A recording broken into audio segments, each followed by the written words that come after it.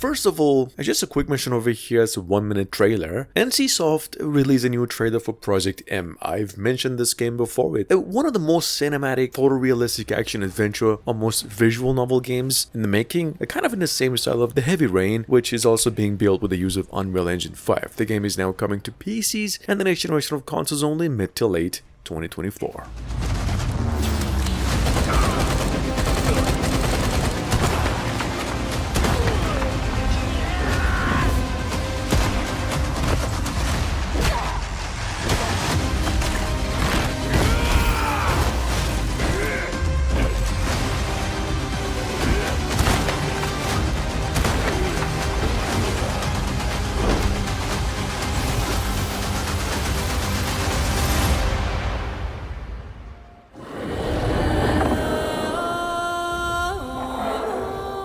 Number 2, we have, of course, Avatar: Frontiers of Pandora, the one and only Ubisoft's much-awaited new direction. Some folks even call this one Far Cry with a science fiction setting, mainly because it's a first-person game. Anyway, developers went on and revealed more than 9 minutes of new gameplay, on top of a release date of December 7th this year for PCs, PlayStation 5, and Xbox Series X only. Check it out just in case you missed it.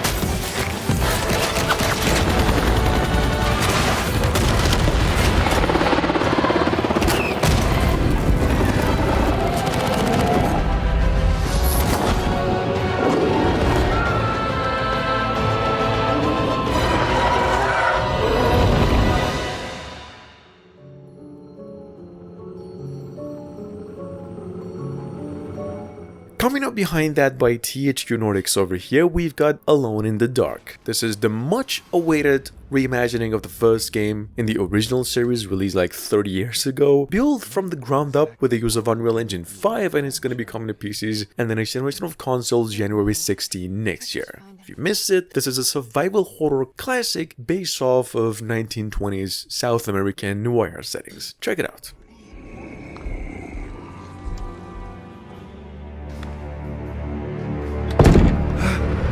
Get inside combat. They're not the good kind. Is this your store? There are no owners here. We both strangers in Jeremy's story. You know, I think Jeremy's hiding in a way we can't find him. He has this juju necklace that guides him. You mean this talisman? Mm-hmm. Just like it.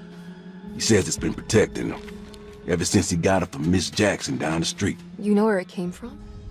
Have you been there? I don't know what happened. I was supposed to take her to the Fireflies and walk away. Even though it's been almost 2 years only, The Last of Us Part 2 is now coming back in the form of a remaster. Not just graphically improved this time, but additional content such as new skins, new story content, and a whole new DLC campaign with it. This is a 2-minute trailer. About the last 30 seconds of it's gonna blow your mind if you haven't seen it already. The game is gonna be coming out January 7 next year for the PlayStation 5 only. Because the only person who could develop a vaccine is dead. No! I know all the leads have dried up, but Joel's still out there, you know? We're gonna have to run! Why don't you say whatever speech you got rehearsed? Get this over with. You don't get to rush this.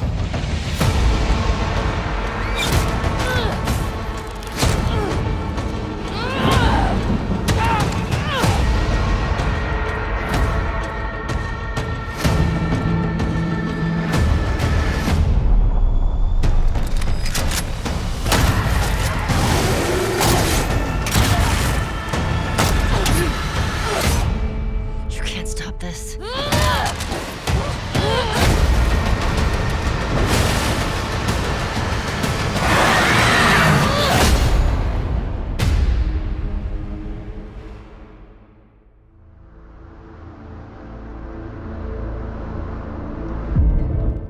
to number 5, we have Nazralath The Fallen World. It's actually been a while since I've included this one in the lists, but definitely deserves a reminder. It's a new team's first work described as a story-driven Souls-like action RPG inspired by the Dark Souls in general, specifically 3. It's an open world game in nature, with a heavier focus on atmosphere.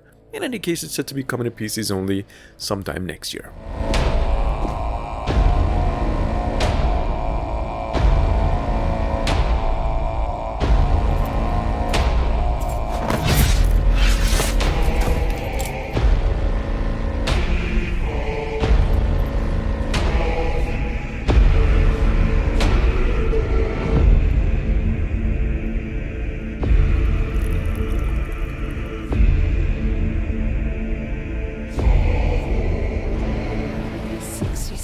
Days to live.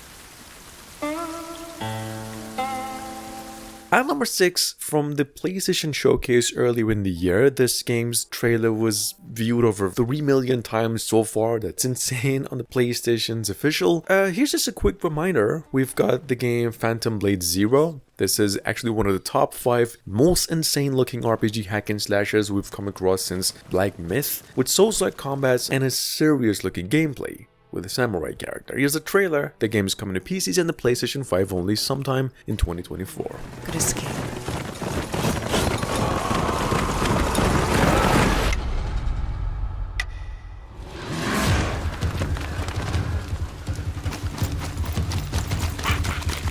Everyone wears a mask. You too. This is a real face.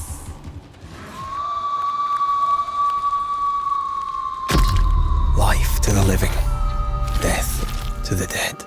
Moving on, we have Banish's Ghost of New Eden. This is a narrative-driven action-adventure from Don't Nod itself, what seems to be taking inspiration from the Assassin's Creed Valhalla and Sony's just recent God of War. Banishes was actually announced earlier in the year with a vague window. The game just went on and got itself a delay, and instead of November, releases February 13 next year. Coming to the good woods, we actually got a new trailer for it too. What killed me?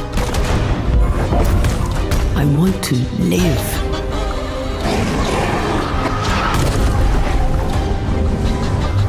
As the man says, we face a choice, simple and awful. I banish you.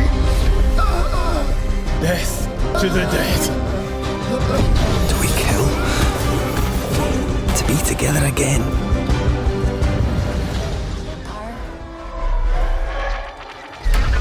They're everywhere.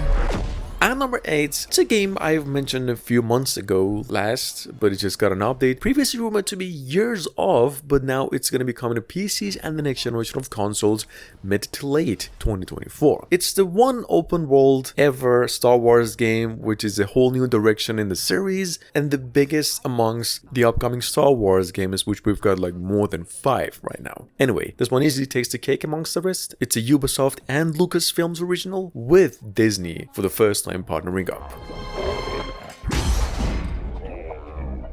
She's in here somewhere. On second thought, I'm out.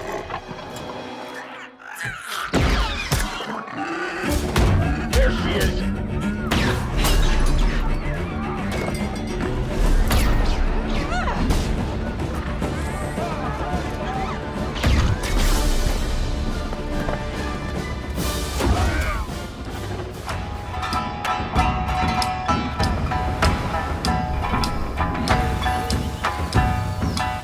Game Science just went on and launched the official Steam page for Black Myth Wukong. I've said this a couple of weeks ago, just a quick reminder here. The game is an action RPG hack and slashers, and you get to play as a son Wukong, known as the Monkey King himself. Nothing big here in terms of news, it's just that we got a new showcasing. The game will be coming to PCs and the next generation of consoles only in the third quarter of 2024, we hear. Take a look.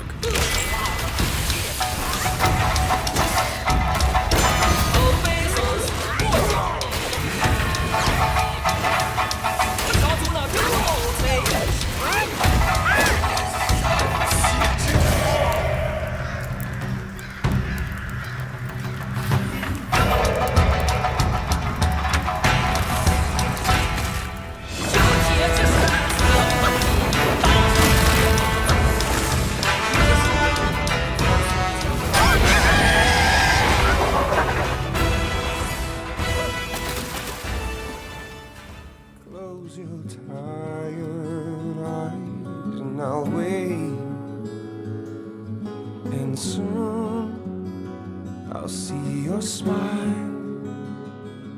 in a dream. Number 10, we've got the sequel to the most beloved open world survival horror stealth game in the making or in the industry. Of course, the Death Stranding's sequel, which he actually came out and said the sequel is hitting PCs and the PlayStation 5 simultaneously, possibly in 2025. As for some gameplay, we got only this, which is a rather just cinematic. Kojima said we're gonna have hands on some gameplay early in 2024 and a full release possibly within 2025. In any case, it's one of the better games in the making right now.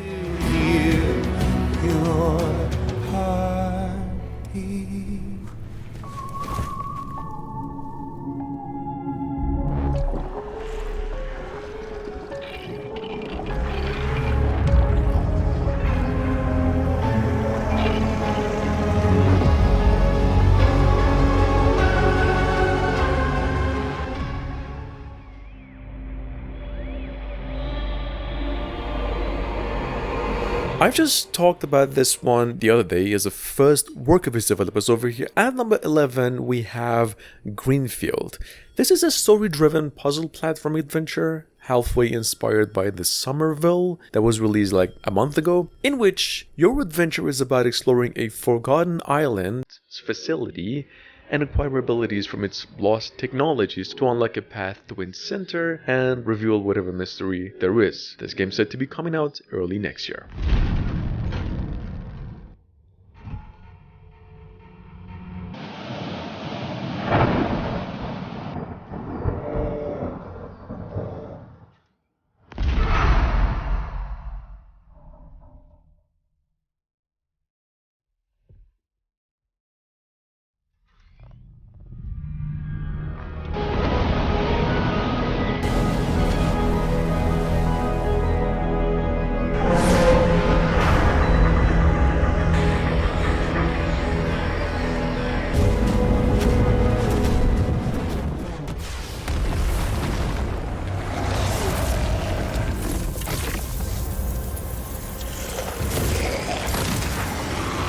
Nightingale's actually been, since last year's Game Awards, one of the most anticipated games on the horizon. We actually thought it's gonna be released by the end of the year, but the words just came out that the folks are releasing it February 22nd next year and into PCs only, possibly later on into next generation of consoles as well. Other thing is, the game is gonna be coming out in early access for a while, so there might be a chance that we get a full release simultaneously on all platforms too. If you missed it, Nightingale's a fantasy-style open-world survival, third and first-person crafting, shooting, survival, basically a simulation game.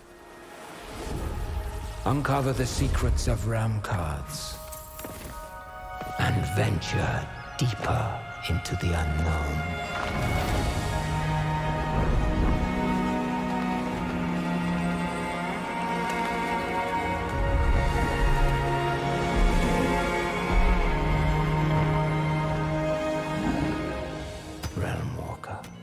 With the eyes on my target, I will bloom in my sin.